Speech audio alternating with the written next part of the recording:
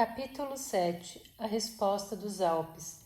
Antes de muitos dias, os valdenses, até nas mais remotas vilas, ouviram a tremenda escolha que lhes era oferecida pelo Duque de Saboia. Enquanto os sinos soavam o alarme, homens e mulheres largavam seu trabalho, reuniam-se nas praças das vilas para discutir o assunto. Solenemente apresentaram os homens mais idosos a questão ao povo.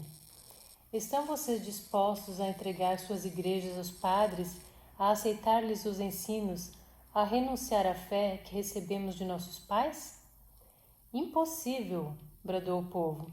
Todavia, caso não se rendessem, que futuro teriam eles e seus filhos? O duque declarara positivamente que exterminaria os valdenses e daria seus vales a outro povo, caso eles não se rendessem. Naquela hora de desespero, o povo pensou naturalmente com anseio em seus amados pastores.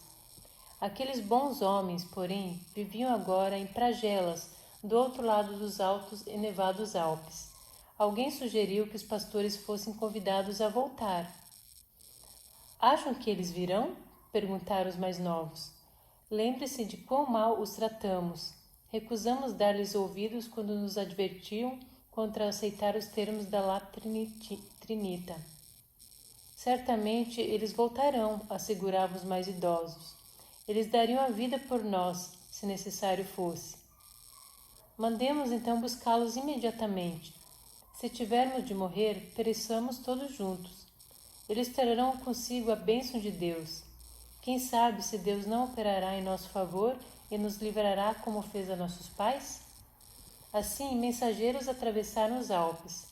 Os pastores não hesitaram em atender ao chamado de seu povo. De volta pelas montanhas, seguiram eles, os mensageiros, e mais uma vez tomaram cuidado das vilas. Esta é a oportunidade de mostrar ao mundo que somos homens verdadeiros, exortaram. Lembre-se de que servimos o poderoso Deus do céu, que ajudará seu povo agora com a mesma boa vontade com que ajudou os israelitas outrora pelo Mar Vermelho. Não mais falou o povo de render-se. Os pastores convocaram uma grande reunião geral. Uma vez que todo o povo não se podia juntar em uma casa de reunião, uniram-se na floresta. Ali resolveram lutar unidos por seus lares e sua fé. Purificaram primeiro suas igrejas, usadas por meses pelos padres que La Trinita espalhara pelos vales. Destruíram toda a imagem, pintura e vela. Então os pastores entraram e pregaram a palavra de Deus ao povo. Passavam os dias da semana a preparar-se para a grande luta que lhes estava adiante. Todo dia, e muitas vezes até altas horas da noite, o povo trabalhava ainda. Toda a casa se tornou uma fábrica em que faziam mosquetes, balas, espadas, lanças e mesmo arcos e flechas. Fizeram barricadas ao longo dos trilhos das montanhas, as quais deteriam qualquer exército que procurasse entrar nos vales. Um grupo de valdenses desceu ao vale para purificar o templo de Vilário. Encontraram de caminho o primeiro bando dos soldados de La Trinita, marchando o vale adentro para receber a rendição dos hereges. Seguiu-se uma luta breve e intensa, e os valdenses derrotaram os soldados que fugiram para Vilário. Os valdenses seguiram-nos e sitiaram-nos. Em vão enviou La Trinita 3 bandos de soldados para libertarem seus homens. No 10º dia de cerco, os soldados renderam-se. Os valdenses pouparam-lhes a vida e escoltaram-nos até La Torre. La Trinita ficou furioso quando soube da perda de Vilário e decidiu lançar uma vigorosa campanha. Primeiramente, porém, tentou sua velha astúcia, mandando emissários com oferta de paz aos valdenses, caso eles satisfizessem certas condições. O povo, todavia, não se deixaria enganar uma segunda vez, e os mensageiros voltaram para contar que os valdenses estavam preparados para lutar. Os valdenses sentiam-se agora prontos para o ataque que aguardavam a qualquer hora. Colocaram espias nos cimos da montanha para observar os movimentos do inimigo. Organizaram esquadrões volantes, grupos de homens prontos a precipitar-se para qualquer ponto atacado no momento que tivesse a notícia. Com cada um desses grupos iam 2 pastores que oravam com os soldados antes da batalha. Esses pastores cuidariam também dos feridos, orariam pelos moribundos e estimulariam os valdenses a serem misericordiosos no dia da vitória. Sabendo que nunca poderiam esperar defender todos os seus vales, a maior parte da nação reuniu-se uma vez mais no vale de Angrogna. Com eles foram suas mulheres e filhos, gado, cabras, ovelhas, toda a comida que lhes foi possível carregar. Sabendo que, se pudesse conquistar esse vale, o resto da luta seria fácil, Latrinita resolveu fazer aí seu primeiro ataque. Por um dia inteiro batalhou seu exército próximo à entrada daquela grande fortaleza, buscando derrotar os defensores do desfiladeiro. Ao pôr do sol, reconheceu o conde que seus soldados não haviam feito nenhum progresso, se bem que muitos houvessem sido mortos. Na manhã seguinte, fez retirar as tropas e discutiu com os capitães o que deviam fazer. 2 semanas mais tarde, ele estava para fazer novo ataque. Desta vez, o exército entraria no vale de 3 direções. Um dos corpos de soldados marcharia pela garganta do rio Angrogna. O conde esperava que todos os valdenses precipitar-se-iam para combater aquele grupo. Enquanto isso, outra tropa atravessaria as montanhas e entraria no vale do lado leste, enquanto um terceiro grupo desceria do lado do norte. Caso um ataque falhasse, estava ali certo, um dos outros havia de ter êxito. Na manhã do ataque, espias valdenses viram primeiro o grupo que marchava pela estreita garganta acima e deram alarme. 6 jovens valdenses correram ao ponto ameaçado e esperaram. Assim que os soldados de Latrinita apontaram as espingardas dos valdenses, dispararam com tão quente fogo em cima da subdivisão do regimento que os invasores detiveram-se confusos. Na estreita garganta não podiam andar mais de 2 soldados ao lado um do outro. Enquanto os soldados de Latrinita caíam diante das espingardas dos 6 valdenses, foi-se amontoando um muro de homens mortos. O pânico apoderou-se, então, dos que ainda se encontravam no desfiladeiro e ficaram impossibilitados de avançar. Incapazes ficaram eles na apertada trilha, ouvindo os estampidos dos mosquetes ecoando nas paredes da passagem. Não podendo suportar por mais tempo a terrível tensão, sacudiram de si as armas e, com gritos de terror, fugiram de volta pelo caminho por que tinham vindo. De repente, soou outro alarme. Um dos espias viu outro contingente que marchava montanha acima pela garganta para entrar em Angrogna, ao lado de leste. Um segundo grupo de valdenses precipitou-se em costas acima, atacou os invasores e forçou-os à fuga, montanha abaixo. Entre mentes, o terceiro grupo galga ainda outros desfiladeiros de montanha tentando penetrar no vale do lado norte. Mais uma vez, se fez ouvir o alarme dos espias, mas a essa altura os valdenses já tinham poucos soldados disponíveis para mandar contra a nova ameaça. Sabendo que os invasores precisariam de passar por estreito desfiladeiro antes de penetrar no vale, eles se espalharam em emboscadas ao redor da boca da passagem. Fadigados e sem fôlego devido à longa ascensão e íngreme descida, surgiram do desfiladeiro os invasores. Perante eles jazia o belo vale. Lançando-se para a frente, exclamaram uns aos outros: Apressemo-nos, apressemo-nos, Angrogna é nossa. Então, saltando de sua emboscada de todos os lados dos assustados invasores, os valdenses caíram-lhes em cima como um redemoinho. Sabendo que os valdenses tinham menos soldados que eles, os piemonteses lutaram desesperadamente e a batalha prosseguiu furiosa. De súbito, porém, os valdenses que haviam sido vitoriosos em outros pontos do vale vieram apressadamente em auxílio de seus irmãos. Derrotaram os soldados de Latrinita, matando muitos e dando caça aos restantes na subida ao monte que havia pouco tinham atravessado. O conde, furioso de que todos os 3 contingentes de seus ataques houvessem sido derrotados, zomba de seus homens. Que há com vocês? Perguntou. Aqueles valdenses não são soldados, são simples lavradores que não sabem lutar.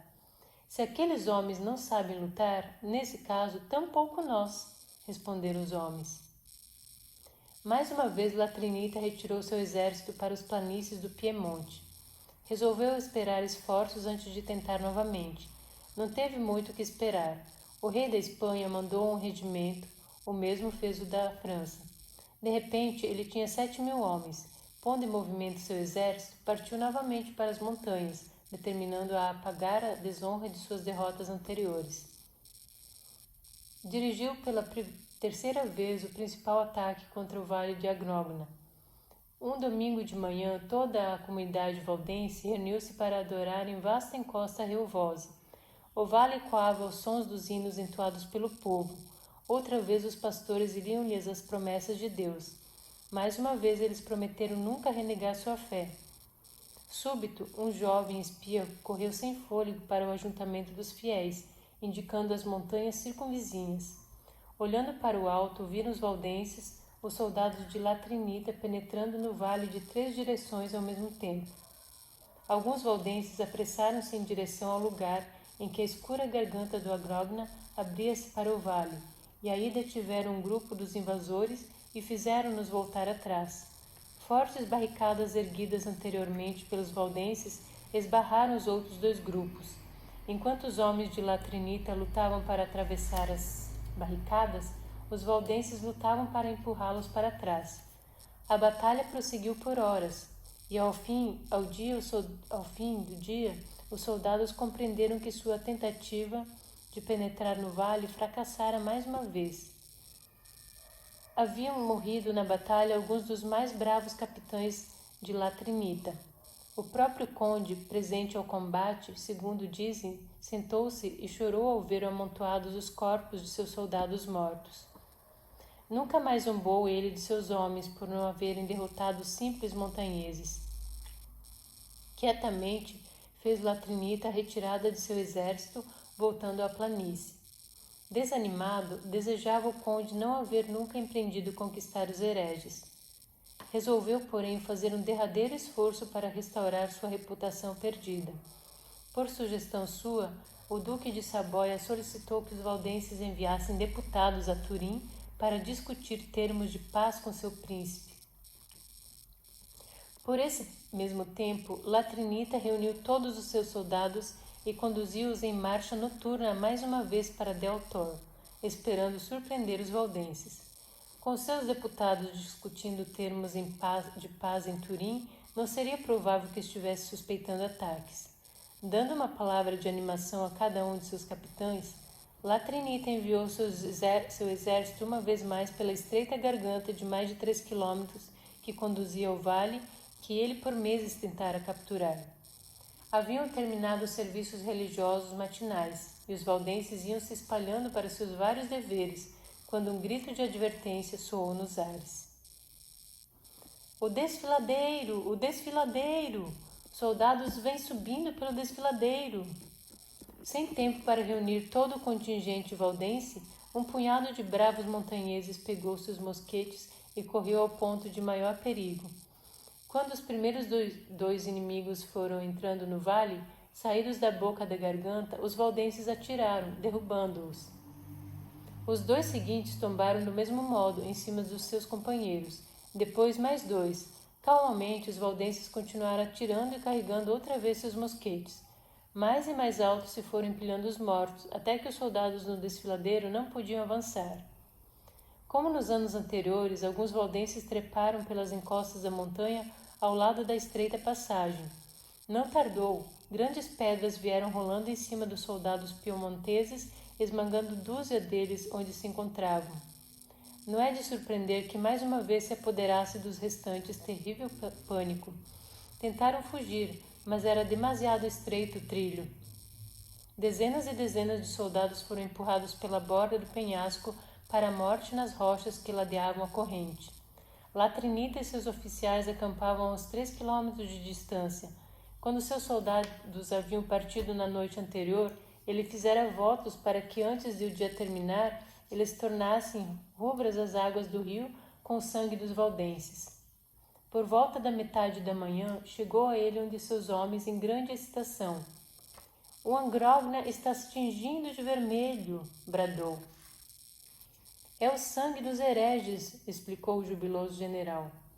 Para Del Tor caiu, e o sangue dos hereges corre pelo rio. Não tardou muito, porém, alguns soldados que haviam escapado da garganta entraram cambaleando no acampamento piemontês, levando a notícia da destruição de outro exército. Uma vez ainda, Latrinita aprendeu que seus esforços para entrar no vale de Angrogna haviam fracassado. O sangue no rio era o de seus próprios soldados. Naquele mesmo dia, reuniu os restantes de seus homens e partiu. Nunca mais voltou. As conversas de paz continuaram e no fim o Duque de Saboia deu por terminada a guerra. Não mais insistiu para que o povo que ele não lograra vencer voltasse para a Igreja de Roma. Devolveu-lhes todas as suas terras. Quando um século se passou antes que fosse feito outro grande esforço para destruí-los, volvamos agora 200 anos atrás e vejamos o que haviam estado a fazer os valdenses em outra parte da Itália.